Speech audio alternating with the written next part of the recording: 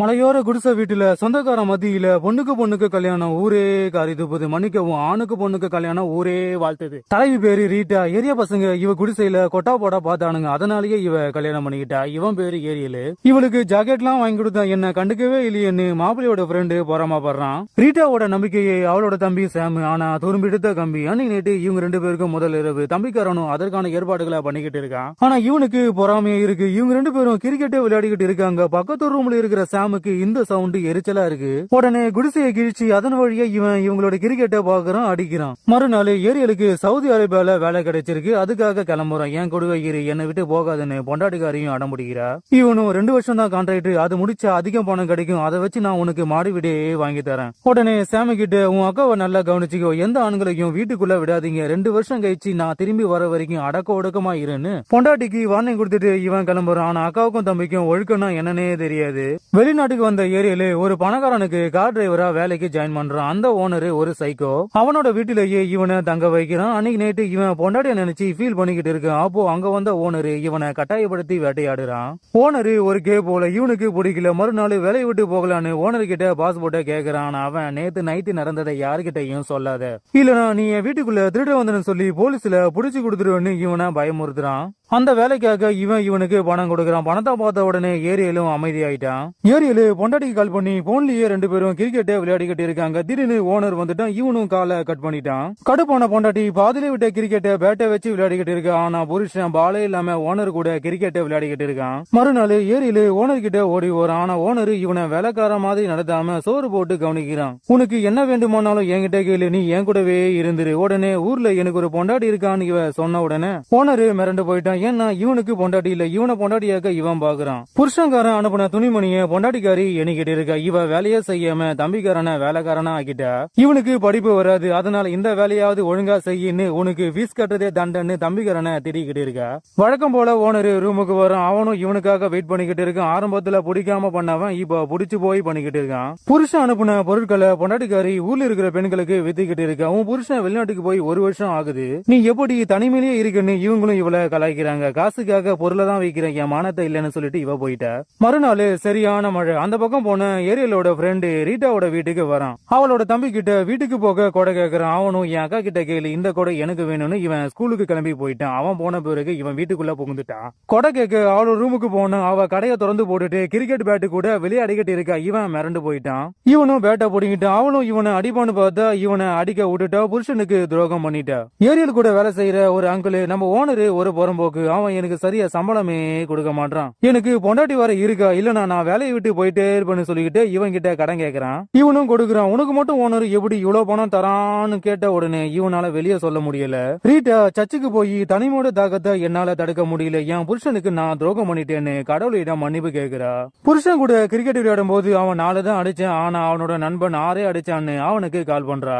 தம்பிக்காரன் வீட்டுக்குள்ள மழை தண்ணி வருது, அதை அடைக்க அக்கா கிட்ட பணம் கேக்குறான். அவளும் ஏரியில எனக்கு பணம் அனுப்பல, 1 வருஷத்துல மாடி வீடே வாங்கி தரேன்னு சொல்லி என்ன ஏமாத்திட்டான். ஏன் தான் இவனை கல்யாணம் பண்ணணும்னு இவ தேடிக்கிட்டு இருக்கு. ஆனா அக்காவோட நடவடிக்கை சரியில்லையேன்னு தம்பிக்காரனுக்கு டவுட்டா இருக்கு. தம்பிக்காரன் தூங்கின உடனே ஏரியிலோட நண்பன் வீட்டுக்கு வந்து இவ கூட விளையாடிக்கிட்டு இருக்கான். அப்போ புருஷன் கால் பண்ணி பணத்தை அனுப்பியிருக்கேன் எடுத்துக்கொண்டு சொல்லிக்கிட்டு இருக்கான். ஆனா இவ பேசிக்கிட்டே ஒரே நேரத்துல இவன் கூடயும் அவன் நண்பன் கூடயும் விளையாடிக்கிட்டு இருக்க. அது தெரியாம இவனும் விளையாடுறான். ஓனர் வந்த உடனே காலை கட் பண்ணிட்டான். ரீட்டா ரூம்ல சவுண்ட் கேக்குது. தூக்கத்துல இருந்து எழுந்த சாம் குடிசைய தள்ளி பார்த்து பதறி போயிட்டான். மறுநாள் தம்பிக்காரனும் அந்த புறம்போக்கு ஏன் நம்ம வீட்டுக்கு வரான், அவனுக்கும் உனக்கும் என்ன தொடர்பு, இவளும் ஏன் கிரிக்கெட்ல நீ பால் போடாதன்னு திட்டிட்டு போறா.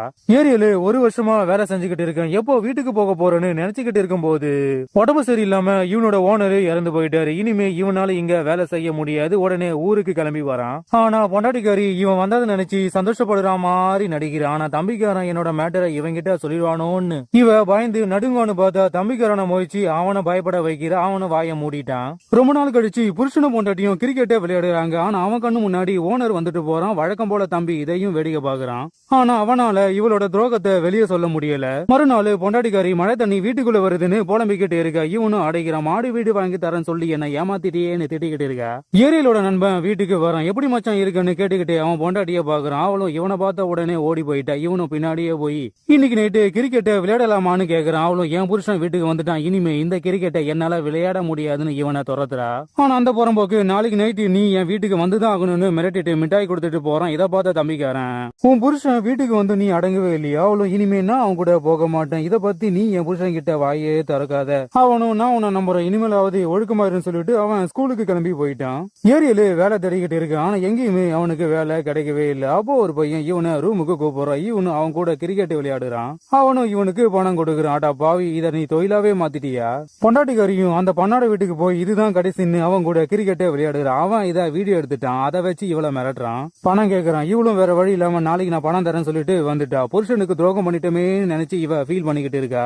ஏரியலு அந்த பண்ணாட வீட்டுக்கு போய் குடிச்சிட்டு போதையில ஓனர் கூட பண்ண கிரிக்கெட்டை இவன் கிட்ட உளறிட்டான். இவனும் மிரண்டு போயிட்டான். உடனே அவன் மேல கை வைக்கிறான். இவன் கூடயும் கிரிக்கெட்டை விளையாடிட்டான். அதையும் வீடியோ எடுத்து இவனை மிரட்டுறான். இவனும் நாளைக்கு நான் பணம் தரேன்னு சொல்லிட்டு வந்துட்டான். பொண்டாட்டிக்காரி பொருள் வித்த காசு அவளோட ஃப்ரெண்ட்ஸ் கிட்ட கேட்டு பணத்தை ரெடி பண்றான். ஆனா ஏரியலுக்கு வேலையும் இல்ல, கையில காசும் இல்ல.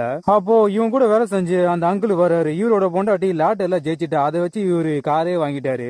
ஏரியலு எனக்கு வேலையும் கிடைக்கல, கொண்டு வந்த பணமும் காலியாயிடுச்சு, இப்போ என்ன பண்ண போறேன்னு தெரியாம மூச்சுக்கிட்டு இருக்கேன்னு சொன்ன உடனே அங்கிளும் இவன் கடன் கொடுத்த பணத்தை அவங்கிட்டயே கொடுக்குறாரு. உனக்கு என்ன உதவி வேண்டுமானாலும் என்ன கேளுன்னு சொல்லிட்டு கிளம்பிட்டாரு.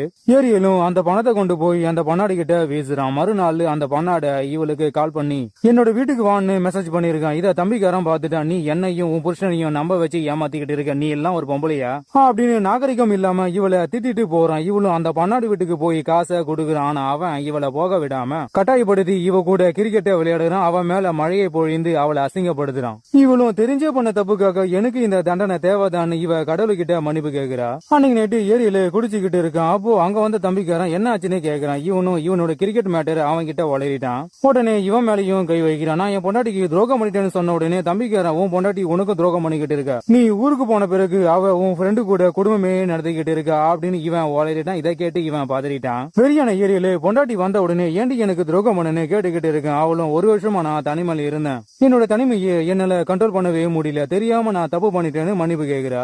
இவனும் இவளை புரிஞ்சுக்கிட்டு இவன் பண்ண துரோகத்தையும் அவகிட்ட சொல்லி இவனும் மன்னிப்பு கேக்குறான். ஆனா அவ இவன் கேன்னு தெரிஞ்ச உடனே இவன் மிரண்டு போயிட்டான். நீ கேவா இருக்கும்போது என்ன ஏண்டா கல்யாணம் பண்ண, நான் ஒரு கேவா இல்லையான்னு எனக்கே தெரியாதுமான்னு இவகிட்ட சொல்லிக்கிட்டு இருக்கான். அந்த பண்ணாட இவங்க ரெண்டு பேரையும் ஏமாத்தி பணத்தை வாங்கினது இவங்க ரெண்டு பேருக்குமே தெரிஞ்சு போச்சு. இவங்களோட வீடியோ அவங்கிட்ட இருக்கு. அவனை பழி வாங்கி ஆகணும்னு முடிவு பண்றாங்க. இவங்க ரெண்டு பேரும் அவனோட வீட்டுக்கு போய் அவனை அடிப்பாங்கன்னு பார்த்தா அவன் கூட சேர்ந்து கிரிக்கெட்டை விளையாடிக்கிட்டு இருக்காங்க. இவங்களோட திட்டத்தை தெரிஞ்சுக்கிட்ட பண்ணாட ஏரியால கொண்டுட்டான். ரீட்டாவும் அவனை கொண்டுட்டா. போலீஸும் இவளை கைது பண்ணி ஜெயில அடைக்கிறாங்க. தம்பிக்காரனும் அக்கா கிட்ட ஓடி வந்து நான் உன்னை எப்படியாவது காப்பாத்துறேன்னு சொல்லிக்கிட்டு இருக்கேன். அவளும் நீ சொன்னதை நான் அப்பாவே கேட்டு இருக்கணும்னு மன்னிப்பு கேக்குறா. இதுல கொடுமை என்னன்னு அந்த பொண்ணாட இவங்களோட கிரிக்கெட் வீடியோவை ஆன்லைன்ல ஏத்திட்டான். புருஷன் பாயா இருந்திருந்தா ரீட்டாவோட வாழ்க்கை ரைட்டா இருந்திருக்கும். இவளும் ஒழுக்கமா இருந்திருந்தா இவளோட வாழ்க்கையும் இவளோட தம்பி வாழ்க்கையும் இப்படி போயிருக்காது.